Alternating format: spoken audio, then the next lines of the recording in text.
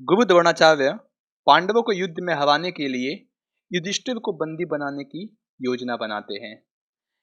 इस योजना के तहत वे एक चक्रव्यूह का निर्माण करते हैं। उस चक्रव्यूह को भेदना सिर्फ अर्जुन को आता था, किंतु अर्जुन तो वहां उपस्थित था नहीं। इसी कारण पांडवों को बड़ी चिंता होने लगी। पांडवों को चिंतित देख सुभद्रा नंदन अभिमन्यु उपस्थित हुआ। अभिमन्यु केवल चक्रव्यूह के अंदर प्रवेश करना जानता था, बाहर आना नहीं। रणनीति के तहत अभिमन्यु ने चक्रव्यूह में प्रवेश किया, किंतु अन्य पांडवों को जयद्रथ ने रोक दिया। अभिमन्यु खूब लड़ा, किंतु कौरवों ने छल कपट से अभिमन्यु का वध कर दिया। इस बात की जानकारी अर्जुन को होते ही इसका दोषी जयद्रथ को पाया और प्रतिज्ञा कर अर्जुन जयद्रथ वध के लिए निकल पड़ा। इसी घटना को सुंदर काव्यों के मोतियों में बांधती राष्ट्र कवि मैथिली चरण गुप्त द्वारा रचित खंड काव्य जयद्रथ वध है। गुप्त जी द्वारा रचित यह काव्य सर्वाधिक सुप्रसिद्ध है। वाचक प्रथम सवत्व ही जय जानकी जीवन कहो, फिर पूर्वजों के सील की शिक्षा तरंगों में बहो। दुख शोक जब जो आ पड़े, सो धैर्य पूर्वक सब सहो। होगी सफलता क्यों नहीं, कर्तव्य पथ पर दृढ़ रहो। अधिकार खोकर बैठे रहना यह महादुष्कर्म है, न्यायार्थ अपने बंधु को भी दंड देना धर्म है। इस तत्व पर ही कौरवों से पांडवों का रण हुआ, जो भव्य भारतवर्ष के कल्पनांत का कारण हुआ। सब लोग हिल मिलकर चलो, पारस्परिक ईर्ष्या तजो। भारत न दुर्दिन देखता, मचता महाभारत न जो। ओ स्वप्न तुल्य सदैव को, सब सौर्य सहसा खो गया। हाँ हाँ इसी समराग्नि में सर्वस्व स्वां हो गया। दुर्योधन न जो, छटता सहित हठ ठानता। प्रेम पूर्वक पांडवों की मान्यता को मानता। तो डूबता भारत नयो, रण रक्त पारावर में। ले डूबता है एक पापी, नाव को मझधार में। हाँ बंधुओं के ही करो से बंधुगण मारे गए।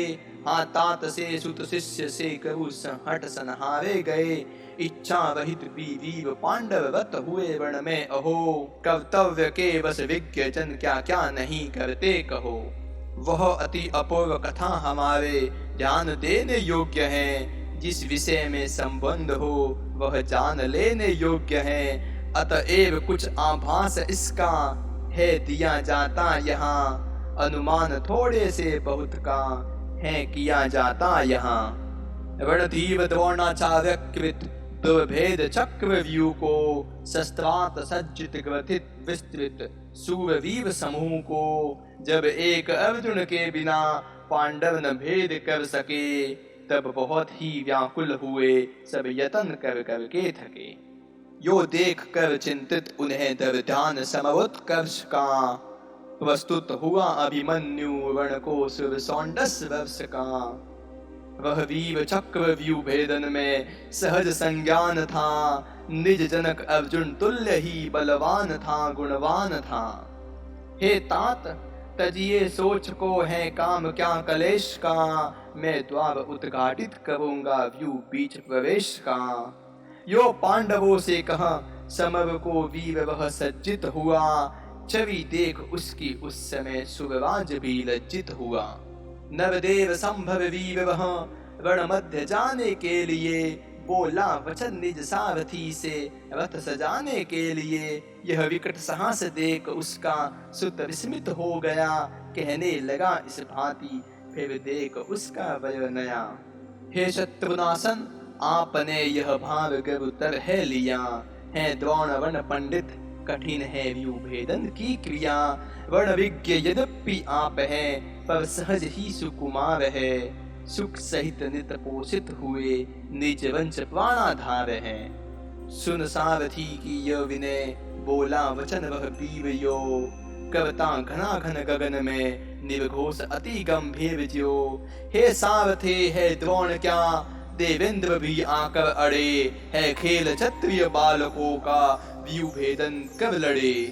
श्री राम के हयमेध से अपमान अपना मान के। मख अश्व जब लव और कुश ने जय किया वन ठान के, अभिमन्यु स्वंड सरस का फिर क्यों लड़े रिपु से नहीं। क्या आवे विपक्ष वैभव देख कर डरते कही, सुन कर गजों का घोष उसको समझ निज अपयस कथा। उन पव झपटता सिंह शिशु भी रोष कर जब सर्व था, फिर व्यू भेदन के लिए अभिमन्यु उद्गत क्यों न हो। क्या वीर बालक शत्रु की अभिमान सह सकते कहो। मैं सत्य कहता हूँ सखे सुकुमार मत जानो मुझे, यमराज से भी युद्ध को प्रस्तुत सदा जानो मुझे। है और की तो बात ही क्या गर्व में करता नहीं, मामा तथा निज तात से भी समर में डरता नहीं। जो उन 16 वर्ष के राजीव लोचन राम ने मुनि मख किया था पूर्णवत कर राक्षसों के सामने। कर व्यू भेदन आज त्यो ही वैरियों को मार के, निज तात का मैं हित करूंगा विमल यश विस्तार के। यो कह वचन निज सूत से वह वीर वन में मन दिए, पहुंचा शिविर में उत्तरा से विदा लेने के लिए। सब हाल उसने निज प्रिया से जब कहा जाकर वहां, कहने लगी वह सपति से अति निकट आकर वहां। मैं यह नहीं कहती कि रिपु से जीवितेश लड़े नहीं, तेजस्वियों की आयु भी देखी बला जाती कहीं। मैं जानती हूँ नाथ यह मैं मानती हूँ तथा, उपकरण से क्या शक्ति में यहाँ सिद्धि रहती सर्वथा। क्षत्राणियों के अर्थ भी सबसे बड़ा गौरव यही, सज्जित करे पति पुत्र को वर्ण के लिए जो आप ही। जो वीरपति के कीर्ति पथ में विघ्न बाधा डालती, होकर सती भी वह कहाँ कर्तव्य अपना पालती। अब शकुन आज परंतु मुझको हो रहे सच जानिए, मत जाइए संपत्ति समय में बात ना यह मानिए। जाने न दूंगी आज मैं प्रियतम तुम्हें संग्राम में, उठती बुरी है भावनाएं हाय इस हरधाम में। है आज कैसा दिन न जाने देवगण अनुकूल हो, रक्षा करे प्रभु मार्ग में जो चूल हो वे फूल हो। कुछ राज पाट न चाहिए पाऊं न क्यों मैं त्रास ही, हे उत्तरा के धन बहु उत्तरा के पास ही। कहती हुई यो उत्तरा के नेत्र जल से भर गए, हिम के कणों से पूर्ण मानो हो गए पंकज नए। निज प्राणपति के स्कंद पर रख कर वदन वह सुंदरी, करने लगी फिर प्रार्थना नाना प्रकार की व्यथा भरी। यो देख कर व्याकुल प्रिया को सांत्वना देता हुआ, उसका मनोहर पाणी पल्लव हाथ में लेता हुआ। करता हुआ रावण उसे दुर्भावना की भीति से, कहने लगा अभिमन्यु यो प्यारे वचन अति प्रीति से। जीवनमयी सुखदायनी प्राणादि के प्राण प्रिय, कातर तुम्हें क्या चित्त में इस भांति होना चाहिए। ओ शांत सोचो तो भला क्या योग्य है तुमको यही, हाँ हाँ तुम्हारी विकलता जाती नहीं मुझसे सही। वीर विष्णु सा तुम वीर रमणी वीर गर्भा हो तथा, आश्चर्य जो मम रण गगन से हो तुम्हें फिर वीर था। हो जानती बातें सभी कहना हमारा व्यर्थ है, बदला न लेना शत्रु से कैसा अधर्म अनर्थ है।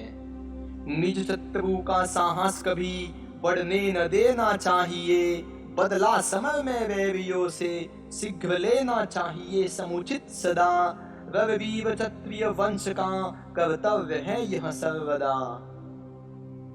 इन कौरवों ने हाँ हमें संताप कैसे है दिए, सब सुन चुकी हो तुम इन्होंने पाप जैसे हैं किए। फिर भी इन्हें मारे बिना हम लोग यदि जाते रहे, तो सोच लो संसार भर के वीर हमसे क्या कहे। जिस पर हृदय का प्रेम होता सत्य और समग्र है, उसके लिए चिंतित तथा रहता सदा वह व्यग्र है। होता इसी से है तुम्हारा चित्त चंचल है प्रिय, यह सोच कर सो अब तुम्हें चकित न होना चाहिए। रण में विजय पाकर प्रिय मैं शीघ्र आऊंगा यहाँ। चिंतित न हो मन में, न तुमको भूल जाऊंगा वहाँ। देखो भला भगवान ही जब है हमारे पक्ष में, जीवित रहेगा कौन फिर आकर हमारे लक्ष्य में। यो धैर्य देकर उत्तरा को हो विदा सद्भाव से, विवांगने अभिमन्यु पहुंचा सैन्य में अति चाव से। स्वर्गीय साहस देख उसका 100 गुने उत्साह से, भरने लगे सब सैनिकों के हृदय हर्ष प्रवाह से। फिर पांडवों के मध्य में अति भव्य निज रथ पर चढ़ा, रणभूमि में रिपु सैन्य सम्मुख वह सुभद्रा सूत बड़ा। पहले समय में जो सुरों के मध्य में सज कर भले, थे तारका सुरमा बने गिरि नंदनी नंदन चले। वाचक विचारो तो जरा उस समय की अद्भुत छटा, कैसी अलौकिक गिर रही है सुरवीरों की घटा। दुर्भेद चक्र व्यू सम्मुख धृतराष्ट्र रचे खड़े, अभिमन्यु उसके भेदन को हो रहे आतुर बड़े। तत्काल ही दोनों दलों में घोर रण होने लगा, प्रत्येक पल में भूमि पर वीर गण सोने लगा। बोने लगी मानो दिशाएं हो पूर्ण रण घोष से, करने लगे आघात सम्मुख सूर सैनिक रोष से। इस युद्ध में सौभद्र ने जो की प्रदर्शित वीरता, अनुमान से आती नहीं उसकी अगम गंभीरता। जिस धीरता से शत्रुओं का सामना उसने किया, असमर्थ हो उसके कथन में मौन वाणी ले लिया।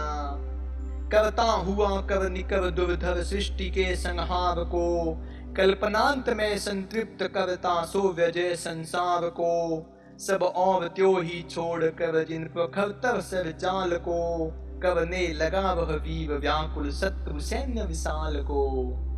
सर खींच उसने तृण से कब की दर्शन धाना उन्हें, बस विद्ध होकर ही विपक्षी वृंद ने जाना उन्हें। कोदंड कुंडल तुल्य ही उसका वहां देखा गया, अभिराम रण करता हुआ वह राम सम लेखा गया। कटने लगे अगिनत भटों के वंड मुंड जहां तहां, गिरने लगे कटकर तथा कर पद सहस्त्रों के वहां। केवल कला ही कौतूहल बस किसी की काट दी, क्षण मात्र में ही अभिघ्नों से भूमि उसने पाट दी। करता हुआ वैरियों का वैर शोधन के लिए, रण मध्य वह फिरने लगा अति दिव्य धूति धारण किए। उस काल सुत सुमित्र के रथ हाँकने की रीति से, देखा गया वह एक ही 10-20 सा अति भीति से। उस काल जिस और वह संग्राम करने को क्या, भगते हुए अरविंद से मैदान खाली हो गया। रथ पथ कहीं भी रुद्र उसका दृष्टि में आया नहीं, सम्मुख हुआ जो वीर वह मारा गया तत्क्षण वही।